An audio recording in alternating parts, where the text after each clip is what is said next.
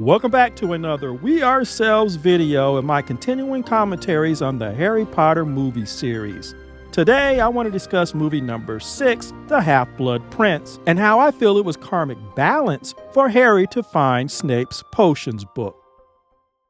Back in the day, I was really heavy into the blogs and stuff like that when the last books were coming out and the movies had just started.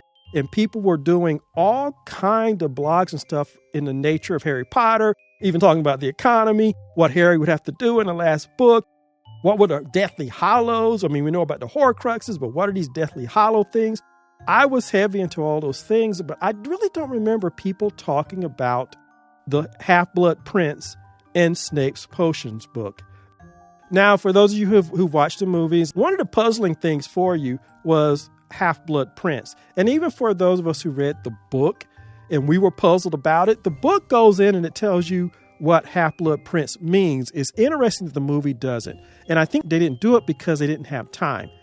But they do mention, Hermione says it, that there are no princes and kings and queens in the magical world. And then you find out that at the end that Snape is the Half-Blood Prince. Well, what they didn't explain is that Snape was a half-blood. In fact, Voldemort is a half-blood. And so it's really interesting that all these pure-blood wizards who are so manic about half-breeds and things like that, they didn't even appreciate that their leader was a half-blood and that Snape was a half-blood, but his mother's maiden name, I believe, was Prince. And so he thought it would be funny to write Half-Blood Prince, even though he was skewing towards the dark side and he became a Death Eater and he was around all of these quote-unquote pure-blood maniacs. He was a half-blood prince. And so he thought it would be funny.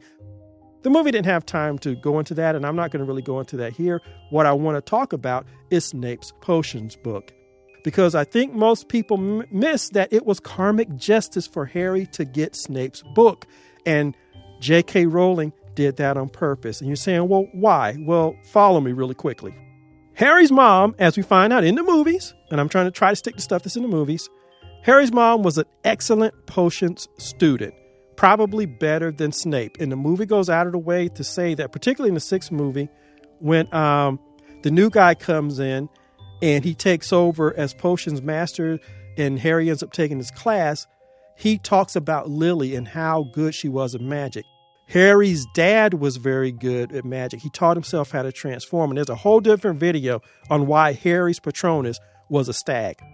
Sirius, he managed to turn himself into an unregistered animagus. So did Wormtail. So they were all very powerfully magical and gifted. And we always talk about Harry getting stuff from his dad, being a Quidditch player. The only thing they ever say in the movies really is that he got his mom's eyes, but that's not all he got. His mom was an excellent potions student, and Harry would have inherited some of that ability from her. But the problem is, and the books do go more into it, and the movie does a little bit, the books are much better, because Snape was the potions master, and because Snape had a problem with Harry, even though he was supposed to look out for him, Snape couldn't get over his childhood animosity towards Harry's father and his friends. And so from that very first movie, which they did a good job of showing Snape's attitude towards him in potions, and so Harry was not able to excel or do as well as he could in potions, but even with Snape bothering him, when it came to his OWLs, he still got a good enough grade.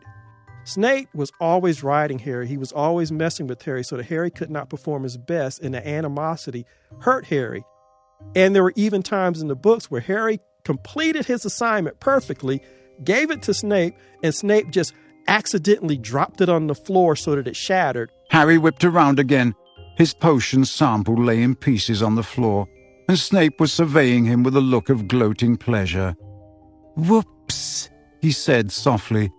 "Another 0 then, Potter." That is Snape's animosity. He was messing with Harry all the time, but finally, when Harry's out of there, he's able to excel. But the point is, even with Snape doing that, Harry was able to get a high score in his OWLs in potions. So that just shows that even in the bullying, Harry was still doing well in potions and probably would have excelled and showed more of his mother's flair if Snape hadn't been his potions masters for the first 5 years.